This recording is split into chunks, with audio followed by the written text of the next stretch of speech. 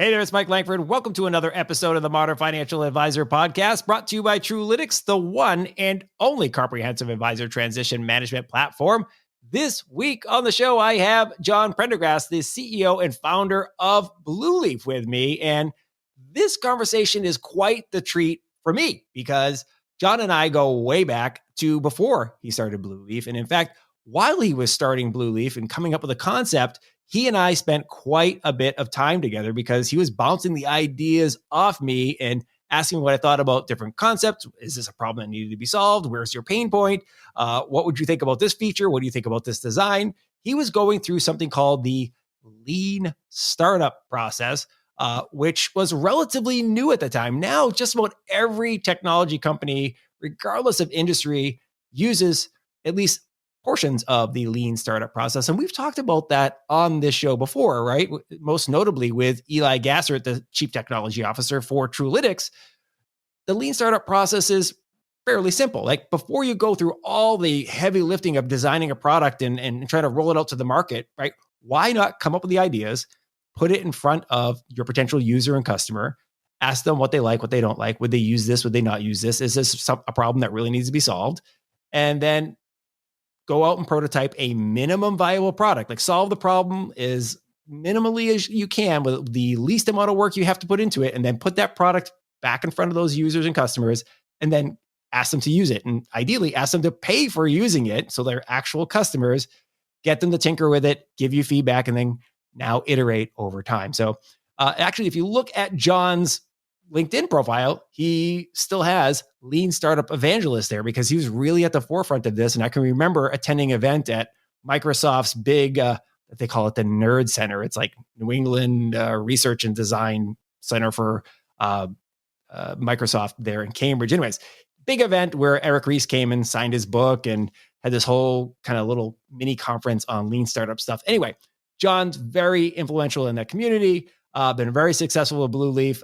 I'm really excited to see that they made it and they've kind of reached that escape velocity and are doing really well. So this conversation is going to be really exciting for me, like I said, for that reason, but also for you. I think you're going to get a lot out of it. We cover a lot of ground about our industry, about the needs of our industry and the evolution of kind of building on what we did with Tony Steek of Advise It and Have a Plan last week, taking some of that momentum about thinking about the future of the space. And what are the needs of the modern financial advisor and where do we see the modern financial advisor going in the next decade or so? And we spend a lot of time thinking about that decade to come because there are some serious trends that we all see, we all know coming, and technology is going to play a big role in helping us continue to serve our clients to the fullest and to what they expect. Okay. As always, make sure you like and subscribe to the podcast. If you're over on the YouTubes, we're there, right? So this is the second episode that we're publishing the full video of the recording on YouTube. So do like and subscribe to the YouTube channel and share this as well. You can also catch us on Apple Podcasts, Spotify, Stitcher, and wherever you like to get your podcast jam on, okay? And please do send in your questions and suggestions for guests for the show. Always love to hear from you. Podcast at Truelytics. We'll get that done, or you can just hit us up on the socials. You can find Truelytics everywhere, or you can find at Mike Langford pretty much everywhere as well. Love to hear from you. We're always looking for really interesting people and really interesting ideas to share on the show because, hey, look, that's how we know we're producing a show that you like, is that you let us know what you like, kind of the lean startup model for the podcast. Let's get some content that you like, you find valuable, that can help you move your business forward. Okay. All right, let's get to it with John Prendergast of Blueleaf. Well, John, I am so excited to have you on the show. And it's funny, I kick off every episode pretty much the same way, saying, hey, I'm so excited to have you on the show. But I'm like incredibly excited to have you on the show because you and I have not seen each other live face to face in almost 10 years, I think. Well, you might have been down here in Austin once since I moved here and our paths crossed. But wonderful to be face to face once again. So welcome to the show, buddy. Yeah, I'm really psyched to be here. Always fun to talk to you, and I've always found that when we chat, interesting things come up. So really looking forward to it. I like that. That is the best kind of conversation when you start talking about stuff and interesting things come up where you just kind of, sometimes you get on a phone call or something like this and you kind of have in your mind, like, hey, here are the things we're going to talk about. But before you know it, you're talking about other really cool things. And, smart, innovative, curious minds get together. Awesomeness tends to happen. And that's kind of like a mantra that I live by, right? I mean, I put this event on here at South by Southwest every year for the fintech ecosystem. And that's really what it was all about. It's like, hey, get a bunch of cool people who are relevant to each other in a room and see what happens. And cool stuff has blossomed out of that. I wanted to kick things off with us today, kind of going back to the origin story of Blueleaf. And we can even kind of start before that, but how you and I came to know each other, because you met me right at the point where I was going through a fairly significant career shift, right? I had left Fidelity, started my own investment firm. But shortly after starting that RIA, I started a tech company called TweetWorks because I had promised myself I was not going to miss another technology revolution. I had missed the dot-com boom. I was still in business school, came out during the dot bomb. And I got enamored with social media because of my investment firm. I was using tools to kind of grow the business and so forth. Started getting active on Twitter and then saw that there was some needs there. So I created this company called TweetWorks and so forth. And you and I connected kind of during that time. You were an advisor for a company called 140, Laura Fitton's company. And I think that's how you and I met. But then relatively quickly after that, you asked me to go to lunch and to talk about this thing called Blueleaf. And I think at the time you hadn't named it yet, but you were talking about this startup idea. You were working on a lean startup concept. You were kind of iterating, trying to find out what the needs were. So I thought we kind of go back there about the origin story of Blueleaf. How did this come about for you? What was a little bit of that journey like? Sure. It's funny when you said origin story. It's a great way to ask a guest this question because it makes everybody feel like a superhero, right? Because only superheroes have origin stories, right? There's the superheroes, Brady. Come on, let's go. We go through a lot of stuff. So I'll strap on my cape and see what I can do here. So for me, all of this started in 2008. So I was an investment banker for a chunk of my career. So doing mergers and acquisitions, doing public financings and the like. That was, I don't know, like career number 3 or 4 for me. I've done a lot of different things. I'm older than I look, is what I am told. And so 2008 happened, terrible financial crash. And I got a lot of calls from panicked friends and relatives. And none of them could sort of wrap their heads around what was happening. And they couldn't even tell sort of what they had. It was scattered, right? They couldn't see it all in one place. And this is before, Mint.com that Intuit eventually bought. Was doing anything material with investments. And I thought, wow, this is a real problem. And at the same time, I had some professionals calling me who were RIAs and others. They had the same problem, but multiplied times 50 or 100, depending on how big their client base was. I had about all the fun in investment banking that I needed to have. To paraphrase, it was a Jamie Dimon, I think. And so I was looking for another entrepreneurial thing to do to get out. I'd been part of entrepreneurial teams and been a founder before that, and I jumped out and started working in this area. I didn't really have a specific concept. I just knew that there was a problem. And spent a couple of years doing things like what you and I did, just chatting with people who had these challenges personally and chatting with folks who had the challenges professionally. And ultimately settled on Blueleaf, which started really as a consolidated reporting platform. And though we didn't think about it that way at the time, right? It was all about how do I bring all of the information about every client together in one place, make it available to the client, make it available to the advisory firm and their back-end systems to tie it all together, right? Simpler for client, simpler for advisor. But most importantly, for the advisor and client, it meant an understanding of everything they had and a shared understanding. And that was really important, sort of this idea of being collaborative from the get-go and being about the whole client. And so we started our journey. I think we sold to our first customers in 2012. And we've been going at it ever since. I love it. It was really interesting during those early days. And I was fortunate enough to be there. You were actually pinging me like, hey, Mike, can we chat about this type of stuff? And to hear you iterating about that. And it was one of the things that really struck me at that time is you were really spot on about something. It was very difficult. And I still think it's for some advisors, it remains difficult for them to get a whole picture of their clients' assets, right? Because sometimes clients are purposely hiding assets because they don't want to be charged on them, right? And sometimes they're not purposely doing it. It's just it's difficult for the advisor to get visibility into the assets without the client voluntarily going and getting a statement from whatever that plan is or whatever that account is and giving it. So it was a really interesting concept to start pursuing. One of the things that I started thinking about, and anytime we do these shows, I go on the guest LinkedIn page. I go scroll through the LinkedIn and like, let me learn a little bit more.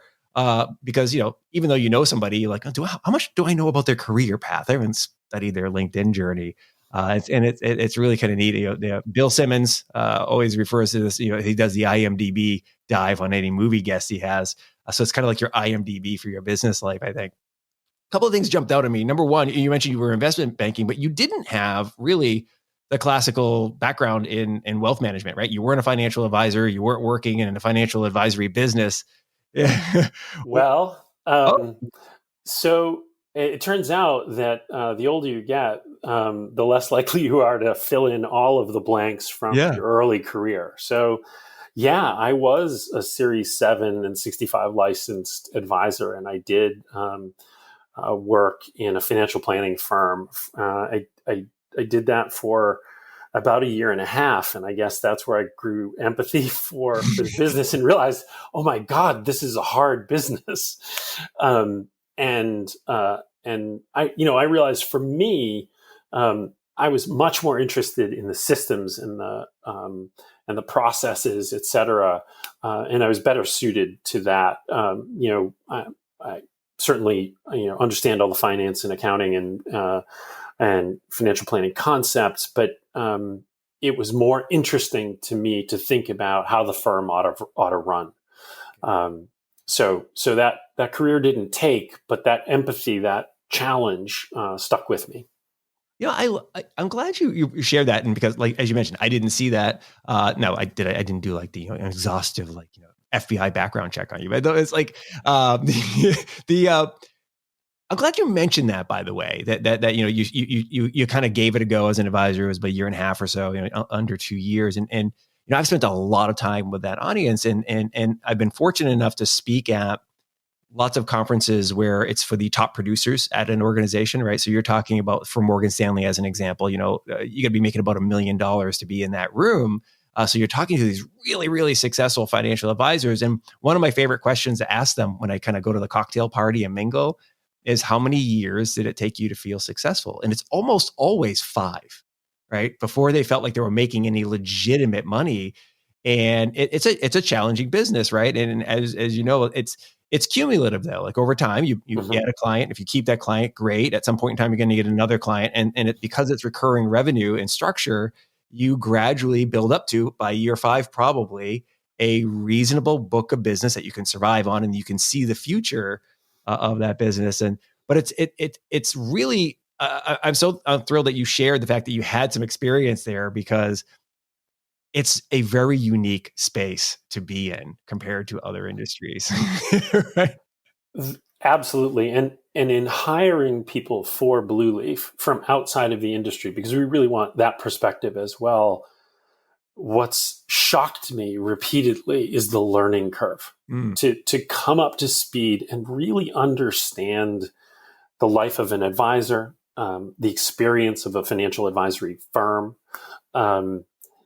It's different, and it's literally speaking in Greek at times, right? Alpha, beta, Alpha, beta. That's right.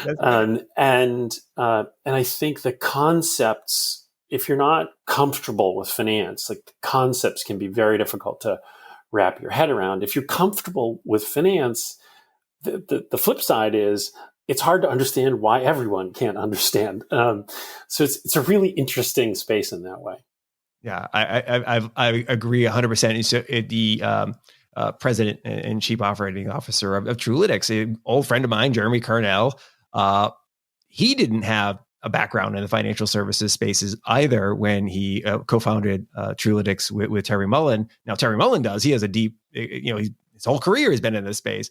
But Jeremy constantly kind of goes, wow, there's just every time you think you've got everything nailed down, there's something new that pops up that you didn't understand. And he said it really took him a couple of years to really feel like he understood the alphabet soup between RIAs and registered reps and what's the difference between an independent broker dealer and a wirehouse structure and all that type of stuff. So really, really interesting. And you're right, like you do need the outside perspective, but it really helps to have some folks who know the space fairly deeply. One other thing that jumped out to me, and this actually jumped out to me early in our friendship, right? It was, well, John's spending a significant amount of time as an advisor to other startups and other early stage companies. And I was impressed by that, number one, and intrigued by it. But also I've noticed that to be a pattern for other entrepreneurs, so not too long ago, I had Henry Yoshida on the show. He's been on this show and he's been on other podcasts that I host. And I've known Henry for a while, founder of Rocket Dollar, co-founder of Rocket Dollar. And he's done the same thing, right? He's been an angel investor in a lot of different fintech startups. He's been on the advisory board and so forth. How do you think that experience helped shape your kind of framework in terms of starting Blueleaf and growing it, right? Because you had different types of experiences there as an advisor. It wasn't just like one vertical. So maybe you could kind of share a little bit about that and how it came to be. Sure. I think being an entrepreneur is being part of a relatively small club, and it's a lonely business. And for the financial advisors in the audience, you two are entrepreneurs. You've had to start something, so I'm sure you've felt this at one point or another. It's a lonely, long road, and once you've been through that, and this Blueleaf is actually my seventh, startup or early stage venture. As soon as you've done it once, you recognize that, and you both want to reach out for connection to others on that similar journey. But you feel this deep need to help others. I think it's part of the experience, and so that's always been the way that I felt about other entrepreneurs, and I always wanted to connect, right? So, like with you, we reached out, we connected, and you look for ways to help. I mean, that's your starting position. How can I help this person that I'm speaking with? And I think there are a lot of entrepreneurs that feel that same way. I agree with that. I'm always accessible to entrepreneurs who have general questions or want to kind of grab the proverbial coffee. Not so much right now during pandemic times, but if somebody wants to just kind of bend the ear a little bit, hey, I'm working on this project. What do you think about this? Whatever, or who do you know? It is that type of club, like you say, that it rising tide. I always think about it like that. Lifts all boats. But I also have been pleasantly surprised over the years, like how that karma seems to work, right? So you kind of give to the community. And at some point in time, it may not be from that person you helped, but at some point in time, somebody's going to ping you on an email or whatever and say, hey, you know what? I want to work with you, or I want to help you out.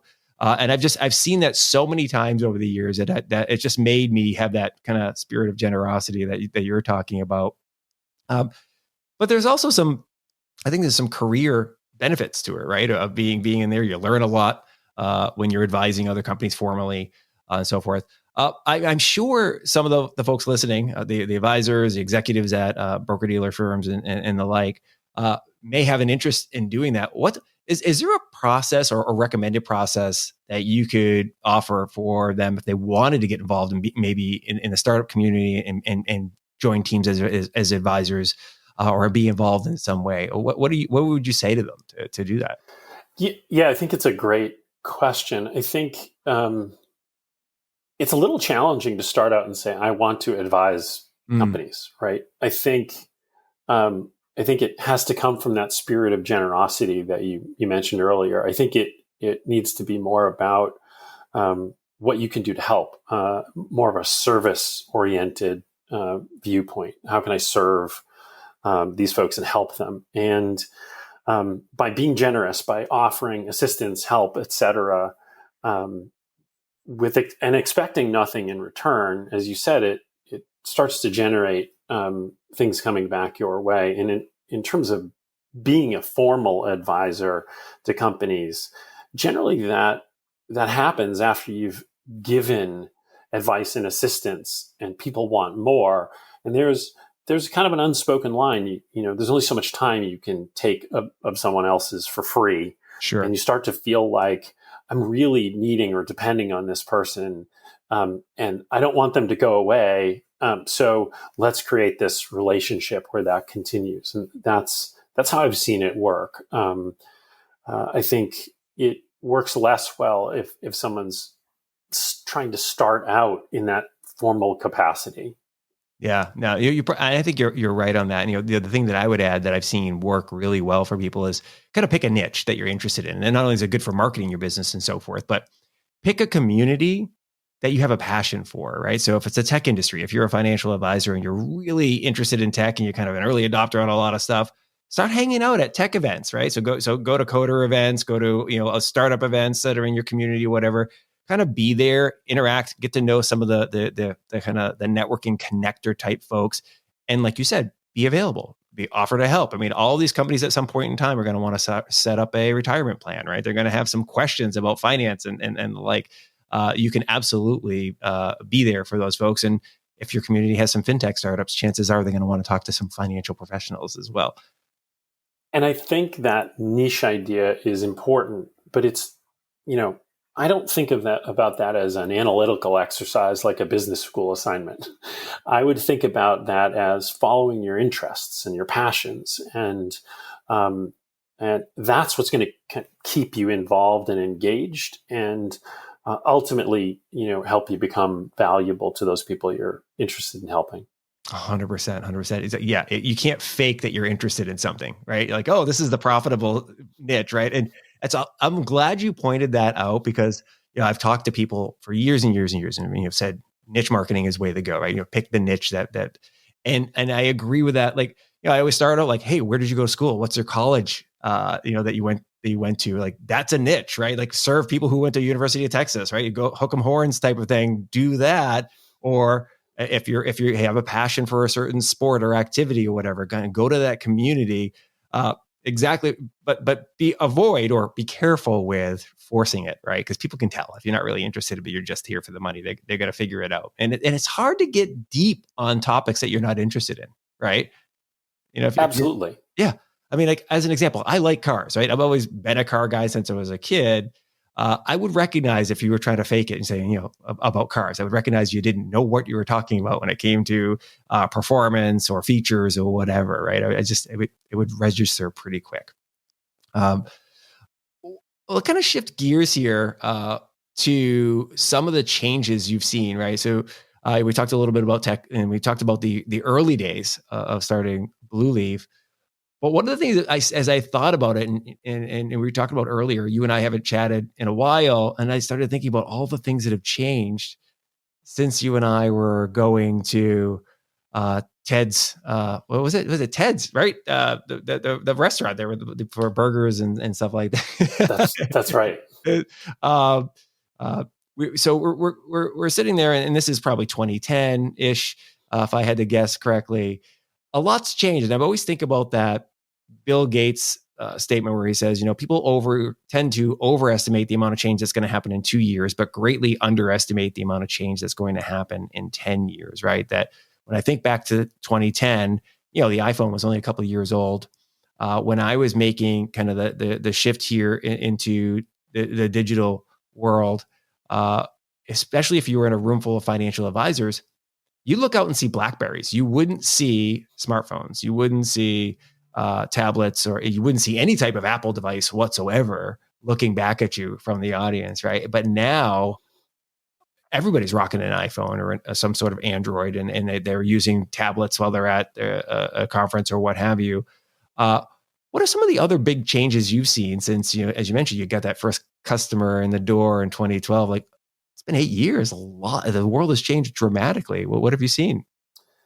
Yeah, the world has changed dramatically. And, I think on the technology side, I think that one of the biggest trends that we've seen is what I'd say the consumerization of business software. And so this is, if you look at how fast the consumer technology landscape has evolved, the iPhone's a great example, or the variety of applications that are on the Android or Apple stores, and the quality of these consumer-facing applications. I think that has really rocketed forward and very fast. And what's happened is a lot of business software, it turns out that business people aren't separate from consumers. They're also consumers. And those changing experiences, things that have gotten easier, has changed expectations on the business software landscape. And business software providers are having to evolve and adjust and make their products better for end users. Though that's been a slower evolution than I would have expected or hoped for. I think many vendors, and this isn't just in wealth tech, but more broadly in business software, many vendors are still woefully behind the curve in this. So I think that consumerization and that trend, it's even longer term. I think you're going to see it play out over the next 10 years as well. Consumer technology is going to tend to lead business technology. I could not agree with you any more vigorously about because, it's true. It's like, when I was getting my career started, I can remember, trying to use certain software, whether it was at Fidelity or State Street, big, huge, global financial services firms. But a lot of the software was very much what we think of as classic enterprise stuff, right? And it required you to go sometimes a whole week of training on how to use the software to get to the point where you're reasonably proficient in using it.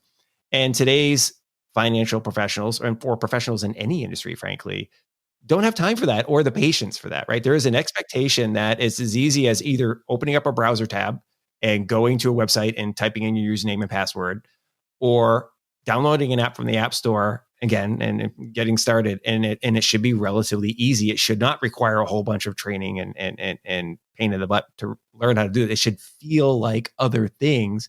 I think you're 100% right on that. And some companies have been faster to do that. And one of the things that, and when I remember seeing the early days of Blueleaf and watching and seeing the design and the approach, you kind of came at that. You were right at the cusp of like getting that from day one. I don't remember ever looking at Blueleaf and going, "Oh, this thing, come on."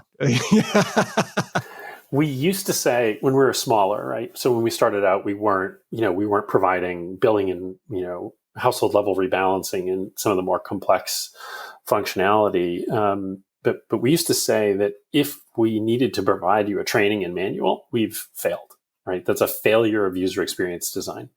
Now, it's not entirely true. Just as a platform gets larger and larger, and people get more and more specialized, you're going to need to provide some level of support. But that ethos still exists. We want 90% of the functionality in anything we build, and we think anything anyone builds should be obvious. But it turns out building things that are obvious is ridiculously hard.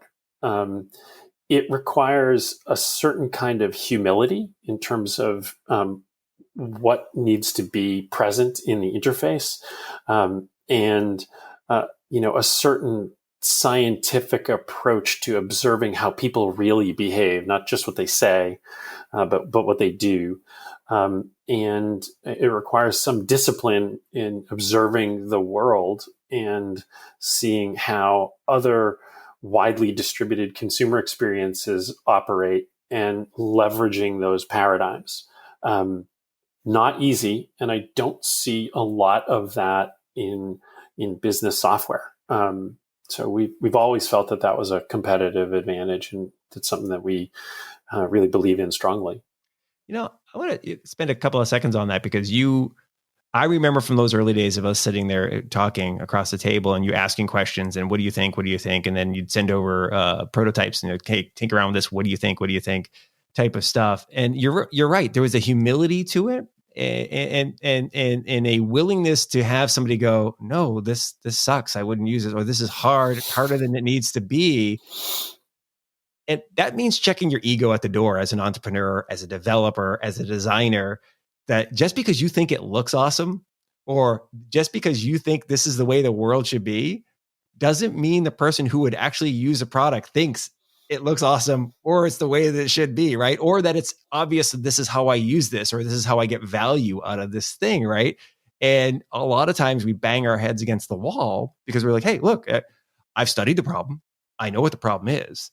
If only you would change the way you do things and the way you think to the way that I think, the world would be a better place. And it turns out like, yeah, you know what?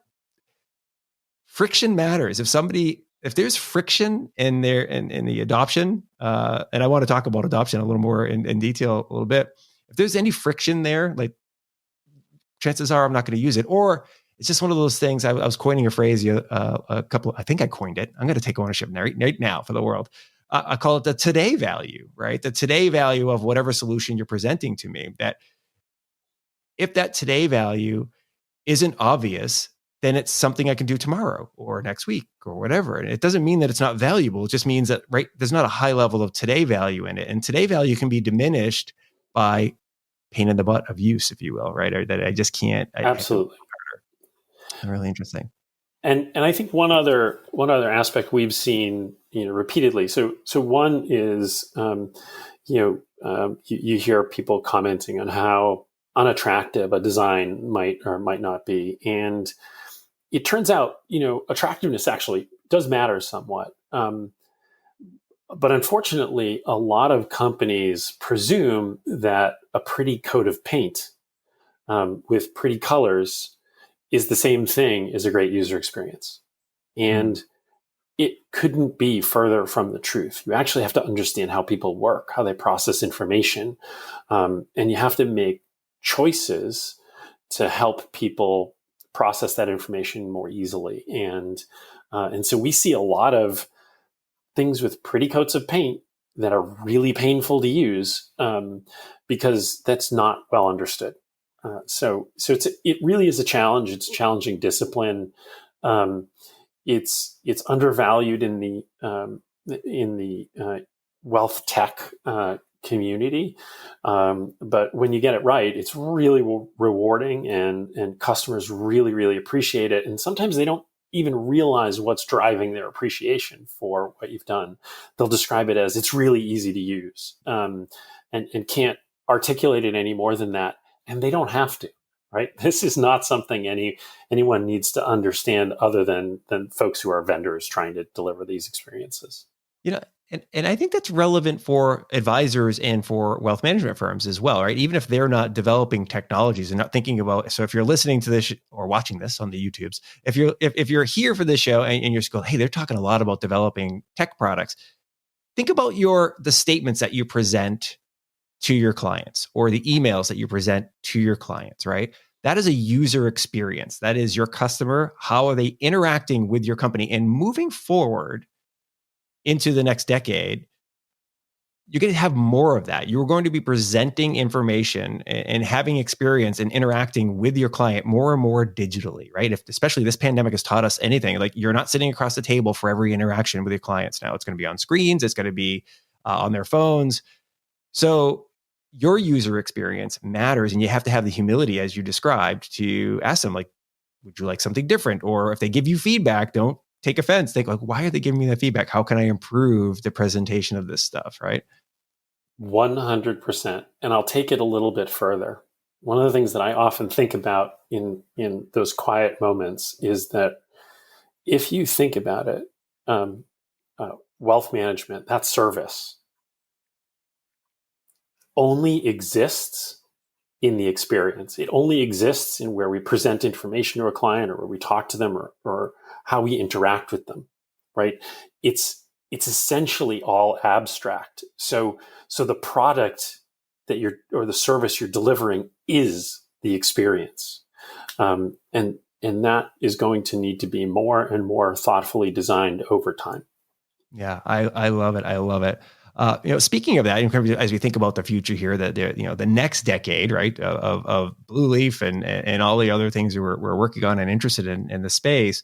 I had Tony Steek, the chief operating officer of Advise and Naviplan, on the show recently, and he mentioned that one of the things they're seeing for that next decade is more interactivity and more collaboration between the advisor and the client, right? That it's going to be kind of almost like more application based, right? In terms of, like, instead of the advisor sitting down in a financial planning solution and plugging in all the numbers, it's going to be, the client is going to be able to interact with it kind of like real time, if they will, right? They want, like, maybe, in an app or whatever, be able to click this button, or what if I thought about this or whatever. And it's kind of be more of a feedback back and forth, collaborative thing. One of the things that's always been kind of impressive to me about, especially what I think back to the early days of Blueleaf, is like, you've always been that way, right? Like, the kind of the founding ethos of the company was the ability for the client and the advisor to interact.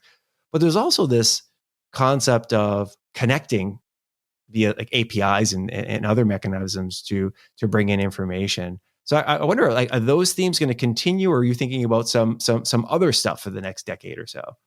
Yeah, I think it's a great question, and look, I think Tony's certainly right, that additional collaboration and interactivity is going to become more and more important. I think that framing of it is a little more narrow than the way that we think about it, and it makes sense, right? It's a framing of it that makes sense if you're a planning company, and I think that's great. And from our perspective, that's just really one aspect of technology becoming ever more an extension of the advisor. So not just in the background, but in the foreground, and a way that the advisor can be present and interact with clients,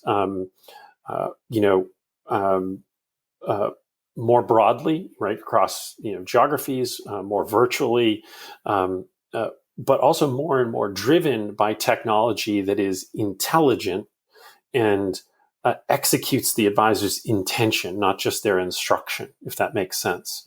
So I think you're going to see systems. Certainly, these are areas that we're working on, where artificial intelligence, machine learning is used not to replace an advisor, but to augment the advisor, right? To think about, I think in the future, every advisor is going to look a little bit more like Tony Stark. I love it. I love it. Where the technology is the suit, right? But maybe more importantly, the intelligence. It's Jarvis, and that's how we view what we're building. We want to multiply what the advisor is able to do. Our vision, in fact, is that in the future, an advisor could service 500 clients by themselves more intimately than they can 50 today. I really, I agree. And frankly, I think that's going to be necessary, right? Tony and I talked about that as well. Like, the one of the founding ethos of Trulytics is that they're there's a coming wave of transition, right? That about 40% of advisors, according to Cerulli, are going to exit the business in the next decade, right? Because of just age demographic reasons. And there is a reasonable fear founded by data that there's not enough young advisors to replace those advisors as they leave. And so by logical extension, we're going to need technology efficiencies to service clients. Advisors are going to have to service more clients in the same amount of time that they serve their current clients. And they may have to do it while earning less money because we've seen some pricing compression. Absolutely. And the only way to do that is through technological efficiencies, right? And so I like the Jarvis thing, right? Because I had the Vise founders not too long ago, and they've created a solution using artificial intelligence and machine learning to create custom portfolios for individual clients, kind of with the same ease that you could use a model portfolio, right? So instead of the advisor having to sit down and special snowflake it in a spreadsheet or whatever, it's put in some preferences and let the machine go to work to come up with a suggested portfolio of individual securities. And it was really, really interesting. And then I had the Benjamin founder, Matt Reiner, on not too long ago, and same thing, right? What are some repetitive tasks that we can take off the advisor's plate that are just, they do them every single time they open up a new account, or every month they send certain emails? Like, can we just make that automated? And I agree with you wholeheartedly. That's coming, and I think it'll be welcomed not only from the advisor but from the client, right? Absolutely. And what you're describing right now is really just the first wave of that. That is the low-hanging fruit. Let's automate a repetitive task, right? That's actually fairly straightforward. Even if you're using machine learning to do it, still today, pretty straightforward to do. If you think about how the advisor spends time at an individual or firm level and how that time's allocated, what you're seeing is we are adding automation to things that are annoying and time-consuming, but don't actually comprise the majority of an advisor's time, right? So trading and rebalancing, even before automation, most firms spend less than 15% of their time on that. So you're saving time, but not a material amount compared to the time that you have. When you think about things like client interaction and monitoring of portfolios and sort of communication with clients, and in all its various forms, that's where the majority of most advisors' time is spent, presuming they're not a planning specialist, right? That they're client facing. And it is there that it is harder and more important that we add leverage and intelligence to make that advisor more effective for more people. That's really true. It's interesting. One of the other things that you and I have talked about over the years, and I've been seeing more and more of, and Tony, I talked a little bit about it because the Advise Naviplan has a robust suite of APIs for interacting with their solution, is that connectivity between applications and different solutions, right? That it's look, Blueleaf is doing the things that Blueleaf does, right? It doesn't have to do everything for the client, but there's going to be a need. I assume you felt this, for Blueleaf to talk to other things and other things to be able to talk to Blueleaf, right? I didn't do any super deep dive digging. Have you developed APIs, or is there a way for, I'll use Trulytics as an example, for Trulytics to connect to Blueleaf and vice versa? Or is that something that's kind of on the roadmap? Oh, no, we were one of the first with an API in the market. So I think we rolled out the first version of our API in 2012, in fact. And we've believed in that sort of open system connectivity from the get-go. It's really critical, as you say, because you need to connect. Our future vision is to make the distinction between best of breed and all-in-one nonsensical, right? Because what we've seen is all-in-one products are essentially a compromise across the board, right? Just to achieve the all-in-one functionality. And very few all-in-one products do anything well, never mind everything well. And so what we want to make that a false choice. So I think what you'll see in the future is easier and easier open integrations, not closed like former efforts in our industry like Silver Bullet which were, a cabal-like structure that was sort of, you had to be invited in and pledge fealty and, whatever you had to do. I think it all has to be open, again, the way that consumer applications are, right? I think we all have to remember that this is the advisory firm's experience. It's the advisory firm's technology stack. And while we'd all like to do everything for everyone, that's not going to be most firms' choice. And so we need to build a way to valuably support those individual choices. Yeah, I agree wholeheartedly. I mean, people are going to have those preferences, like you said, of certain things like, hey, I've been using this solution for a long time. I really like it. I know how everything works, but I do want to use your solution too. So can we use it together, right?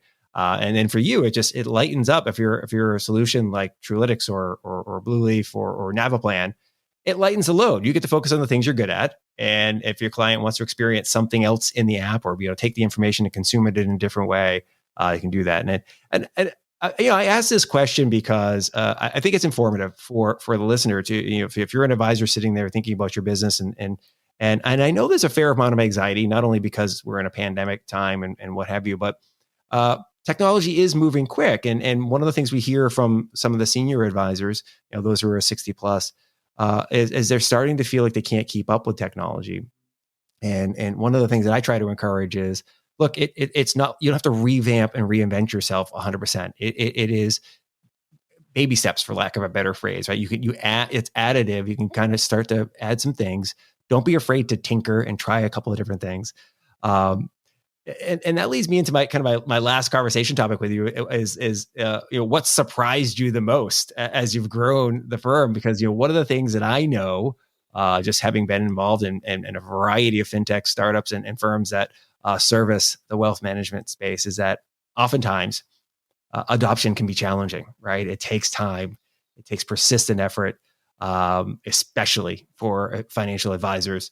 What are some of the things that have surprised you as you've moved through this? I mean, you're a mature company now. You may still think of yourself as early stage, but look, 8 years in, company's pretty mature, right? You've got a stable client, you're growing, and so forth. So what have been some of the surprises? For me, it was falling prey to Bill Gates, observation about change in the short term versus the long term. And back when we started, we were entirely online. So there was no ability to generate a static PDF report because we thought, well, that's completely a thing of the past. Why would you want to do that when you can just get online and interact and sort of, do that on demand?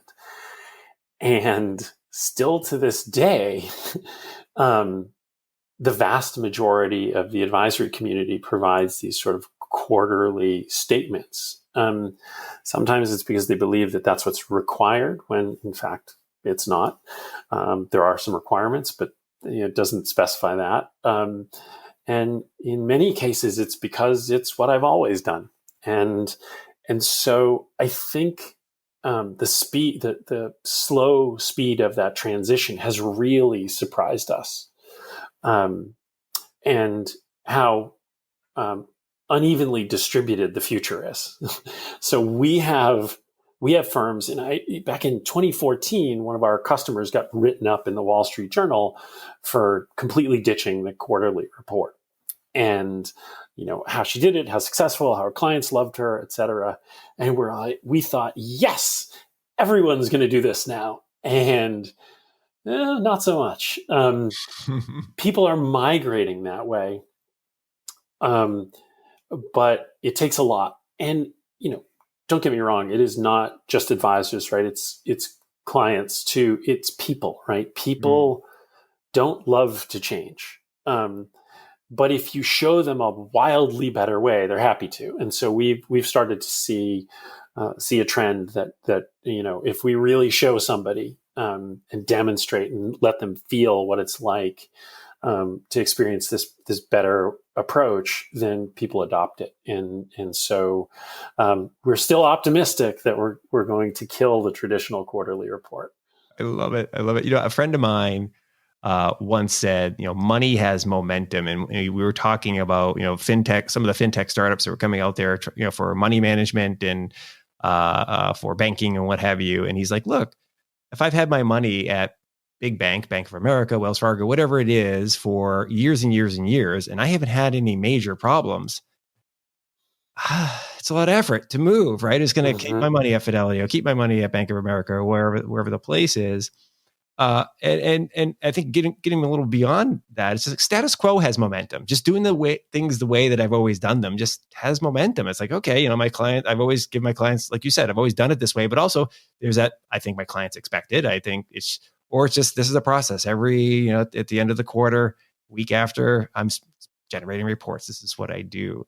And so sometimes, to your point, it does take, I wouldn't call it a shock event, but it does take something to get people to move a little bit, right? It's either a pain or the potential of pleasure. And I think, it's a little bit of both now, right? People going through a shock event here with the pandemic. There is also this, it causes you to reassess and go, hey, wow, I could free up a whole bunch of my time. I could take on new clients if I just kind of took certain things off my plate. Really, really interesting. Well, John, this is really, really interesting. I know we're coming up to the end here, and I'm sure some people are going to be wanting to follow up with you and have some curiosity. What's the best way for people to get in touch with you and the team there at Blueleaf? Yeah, so any email to Blueleaf, info@blueleaf.com, I'll see. I look at many of those personally, and certainly our team does. We're also launching our own new podcast in partnership with Breaking Banks. The first episode is going to run on Breaking Banks on October 22nd. It's called The Augmented Advisor. So if you want to hear more about that concept where you as an advisor can become Tony Stark, we're going to talk about that in all its permutations.